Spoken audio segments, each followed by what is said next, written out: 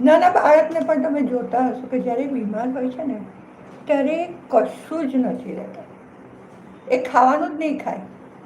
બધા પક્ષીઓ પ્રાણીઓ જો શરીર સારું ના હોય ને તો ઉપવાસ કરે, એમની તાસીર છે. અને એને લીધે જ એમના શરીરના તમામ ટોક્સિન બહાર નીકળી જાય છે. મળમૂત્ર અને પ્રસ્વેદને માર્ગે 2-3 દિવસ લાગે, પણ પછી એને સારું પણ થઈ જાય છે. શરીરમાં ઘા હોય તો કૂતરું હોય કે બધા જાનવર હોય એ ચાંટી ચાંટીને સાફ કરે છે. આપણી લાળમાં એ સગવડ છે, ઘર ઉજાઈ જાય છે. આ બધી સગવડ શરીરમાં હોવા છતાં આપણે અજ્ઞાન છીએ અને આપણો અભિગમ પણ આના માટે નીરસ છે.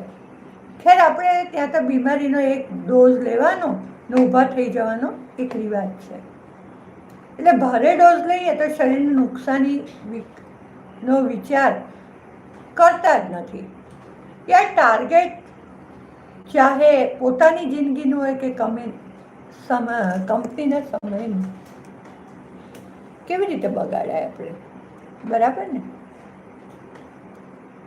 આપણા ઉપવાસ કેવા હોય છે? આજકાલ તો છોકરીઓ ફેશનના નામે ફેશિયલ વેક્સિંગ વગેરે કરાવે છે.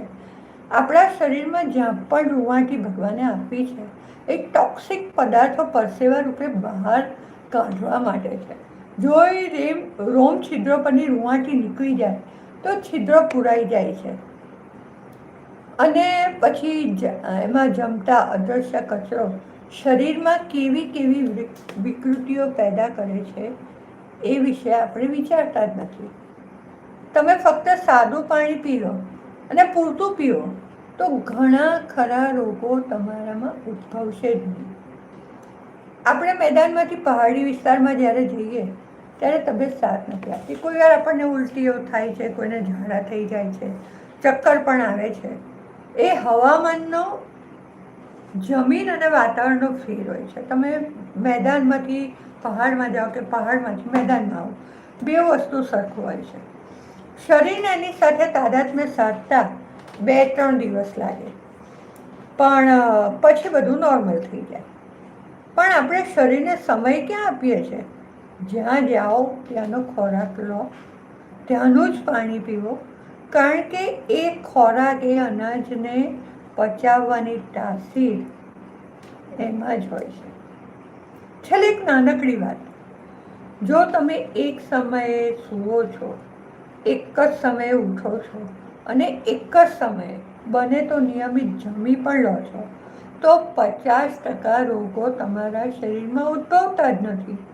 આપણા શરીરની એક ઘડિયાળ હોય છે, એ ઘડિયાળ આપણે ક્યારે જાતે અનુભવી એ ખબર જ નથી. એના માટે તમારું મનોબળ જોઈએ.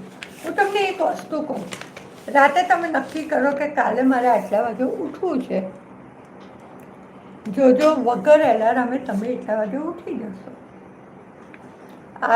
આપણી રહેણી કરણી બધે જોયા પછી સમજ્યા વગર આંધળું પશ્ચિમનું અનુકરણ કરીને આપણે આપણી જાતના દુશ્મન બની ગયા છે.